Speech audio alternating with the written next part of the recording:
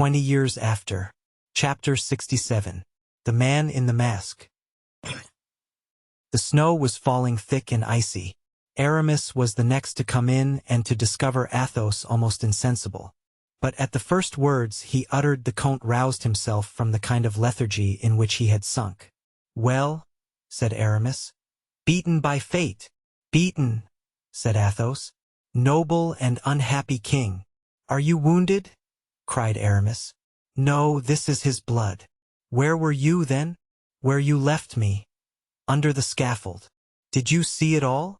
"No, but I heard all." "God preserve me from another such hour as I have just passed." "Then you know that I did not leave him?" "I heard your voice up to the last moment." "Here is the order he gave me and the cross I took from his hand. He desired they should be returned to the queen." "Then here is a handkerchief to wrap them in," replied Athos, drawing from his pocket the one he had steeped in the king's blood. "And what," he continued, "has been done with the poor body? By order of Cromwell, royal honors will be accorded to it. The doctors are embalming the corpse, and when it is ready it will be placed in a lighted chapel." "Mockery," muttered Athos savagely. "Royal honors to one whom they have murdered." "Well, cheer up," said a loud voice from the staircase, which Porthos had just mounted. "We are all mortal, my poor friends." "You are late, my dear Porthos." "Yes. There were some people on the way who delayed me. The wretches were dancing. I took one of them by the throat and 3/4 throttled him. Just then a patrol rode up. Luckily the man I had had most to do with was some minutes before he could speak, so I took advantage of his silence to walk off." "Have you seen D'Artagnan?" "We got separated in the crowd, and I could not find him again." "Oh," said Athos satirically, "I saw him." He was in the front row of the crowd, admirably placed for seeing, and as on the whole the sight was curious, he probably wished to stay to the end. "Ah, Comte de la Fere," said a calm voice, though hoarse with running. "Is it your habit to calumniate the absent?" This reproof stung Athos to the heart, but as the impression produced by seeing D'Artagnan foremost in a coarse, ferocious crowd had been very strong, he contented himself with replying, "I am not calumniating you, my friend. They were anxious about you here. I simply told them where you were. You didn't know King Charles. To you he was only a foreigner, and you were not obliged to love him." So saying, he stretched out his hand, but the other pretended not to see it, and he let it drop again slowly by his side. "Ugh! I am tired," cried D'Artagnan, sitting down. "Drink a glass of port," said Aramis. "It will refresh you." "Yes, let us drink," said Athos, anxious to make it up by hobnobbing with D'Artagnan. "Let us drink and get away from this hateful country. The felucca is waiting for us, you know. Let us leave tonight, we have nothing more to do here." "You are in a hurry, Sir Count," said D'Artagnan.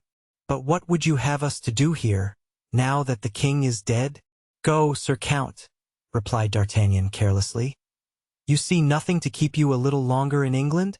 Well, for my part, I, a bloodthirsty ruffian, who can go and stand close to a scaffold, in order to have a better view of the king's execution, I remain." Athos turned pale. Every reproach his friend uttered struck deeply in his heart. "Ah, you remain in London?" said Porthos. "Yes. And you?" "Hang it," said Porthos, a little perplexed between the two. "I suppose, as I came with you, I must go away with you. I can't leave you alone in this abominable country." "Thanks, my worthy friend. So I have a little adventure to propose to you when the Count is gone. I want to find out who was the man in the mask, who so obligingly offered to cut the king's throat." "A man in a mask?" cried Athos. "You did not let the executioner escape, then?" "The executioner is still in the cellar, where, I presume, he has had an interview with mine host's bottles. But you remind me." "Mousqueton." "Sir," answered a voice from the depths of the earth, "let out your prisoner. All is over."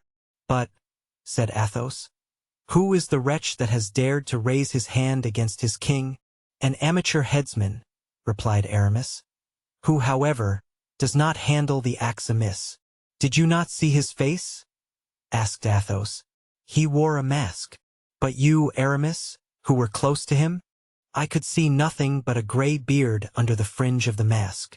Then it must be a man of a certain age. Oh, said D'Artagnan. That matters little. When one puts on a mask, it is not difficult to wear a beard under it. I am sorry I did not follow him, said Porthos. Well, my dear Porthos, said D'Artagnan, that's the very thing it came into my head to do. Athos understood all now. Pardon me, D'Artagnan, he said. I have distrusted God. I could the more easily distrust you. Pardon me, my friend. We will see about that presently, said D'Artagnan with a slight smile. Well then, said Aramis. Well, while I was watching, not the king as Monsieur le Comte thinks, for I know what it is to see a man led to death, and though I ought to be accustomed to the sight, it always makes me ill. While I was watching the masked executioner, the idea came to me, as I said, to find out who he was. Now, as we are wont to complete ourselves each by all the rest and to depend on one another for assistance, as one calls his other hand to aid the first, I looked around instinctively to see if Porthos was there. For I had seen you, Aramis, with the king, and you, Count, I knew would be under the scaffold, and for that reason I forgive you, he added, offering Athos his hand, for you must have suffered much. I was looking around for Porthos when I saw near me a head which had been broken, but which, for better or worse, had been patched with plaster and with black silk. Humph, thought I, that looks like my handiwork. I fancy I must have mended that skull somewhere or other. And, in fact, it was that unfortunate Scotchman, Perry's brother, on whom Groslow amused himself by trying his strength.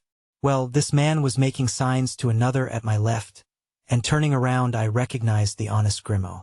Oh, said I to him. Grimaud turned round with a jerk, recognized me, and pointed to the man in the mask. Eh? Said he, which meant, do you see him? Parbleu, I answered, and we perfectly understood one another. Well, everything was finished, as you know. The mob dispersed. I made a sign to Grimaud and the Scotchman, and we all three retired into a corner of the square. I saw the executioner return into the king's room, change his clothes, put on a black hat and a large cloak and disappear. 5 minutes later he came down the grand staircase. You followed him? Cried Athos. I should think so, but not without difficulty. Every few minutes he turned around, and thus obliged us to conceal ourselves. I might have gone up to him and killed him, but I am not selfish, and I thought it might console you all a little to have a share in the matter. So we followed him through the lowest streets in the city, and in half an hour's time he stopped before a little isolated house. Grimaud drew out a pistol. Eh, said he, showing it. I held back his arm. The man in the mask stopped before a low door and drew out a key, but before he placed it in the lock he turned around to see if he was being followed. Grimaud and I got behind a tree, and the Scotchman, having nowhere to hide himself, threw himself on his face in the road. Next moment the door opened and the man disappeared. The scoundrel, said Aramis. While you have been returning hither, he will have escaped, and we shall never find him. Come now, Aramis, said D'Artagnan. You must be taking me for someone else. Nevertheless, said Athos, in your absence. Well, in my absence haven't I put in my place Grimaud and the Scotchman? Before he had taken 10 steps beyond the door I had examined the house on all sides. At one of the doors, that by which he had entered, I placed our Scotchman, making a sign to him to follow the man wherever he might go, if he came out again. Then going around the house I placed Grimaud at the other exit, and here I am. Our game is beaten up.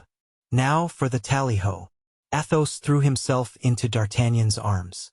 Friend, he said, you have been too good in pardoning me. I was wrong, 100 times wrong. I ought to have known you better by this time, but we are all possessed of a malignant spirit, which bids us doubt. Humph, said Porthos. Don't you think the executioner might be Master Cromwell, who, to make sure of this affair, undertook it himself? Ah, just so. Cromwell is stout and short, and this man thin and lanky, rather tall than otherwise. Some condemned soldier, perhaps, suggested Athos, whom they have pardoned at the price of regicide. No, no, continued D'Artagnan. It was not the measured step of a foot soldier, nor was it the gait of a horseman. If I am not mistaken, we have to do with a gentleman. A gentleman, exclaimed Athos. Impossible. It would be a dishonor to all the nobility. Fine sport, by Jove! Cried Porthos, with a laugh that shook the windows. Fine sport. Are you still bent on departure, Athos? Asked D'Artagnan. No, I remain, replied Athos, with a threatening gesture that promised no good to whomsoever it was addressed. Swords, then, cried Aramis. Swords, let us not lose a moment. The four friends resumed their own clothes, girded on their swords, ordered Mousqueton and Blaisois to pay the bill and to arrange everything for immediate departure, and wrapped in their large cloaks left in search of their game. The night was dark. Snow was falling. The streets were silent and deserted. D'Artagnan led the way through the intricate windings and narrow alleys of the city, and ere long they had reached the house in question. For a moment D'Artagnan thought that Perry's brother had disappeared. But he was mistaken. The robust Scotchman, accustomed to the snows of his native hills, had stretched himself against a post, and like a fallen statue, insensible to the inclemency of the weather, had allowed the snow to cover him. He rose, however, as they approached. Come, said Athos. Here's another good servant. Really, honest men are not so scarce as I thought. Don't be in a hurry to weave crowns for our Scotchman. I believe the fellow is here on his own account, for I have heard that these gentlemen born beyond the Tweed are very vindictive. I should not like to be Groslow if he meets him. Well, said Athos to the man in English. No one has come out, he replied. Then, Porthos and Aramis, will you remain with this man while we go around to Grimaud? Grimaud had made himself a kind of sentry box out of a hollow willow, and as they drew near he put his head out and gave a low whistle. So-ho, cried Athos. Yes, said Grimaud. Well, has anybody come out? No, but somebody has gone in. A man or a woman? A man. Ah, said D'Artagnan. There are two of them, then. I wish there were four, said Athos. The two parties would then be equal. Perhaps there are four, said D'Artagnan. What do you mean? Other men may have entered before them and waited for them. We can find out, said Grimaud. At the same time he pointed to a window, through the shutters of which a faint light streamed. That is true, said D'Artagnan. Let us call the others. They returned around the house to fetch Porthos and Aramis. Have you seen anything? They asked. No, but we are going to, replied D'Artagnan, pointing to Grimaud, who had already climbed some 5 or 6 feet from the ground.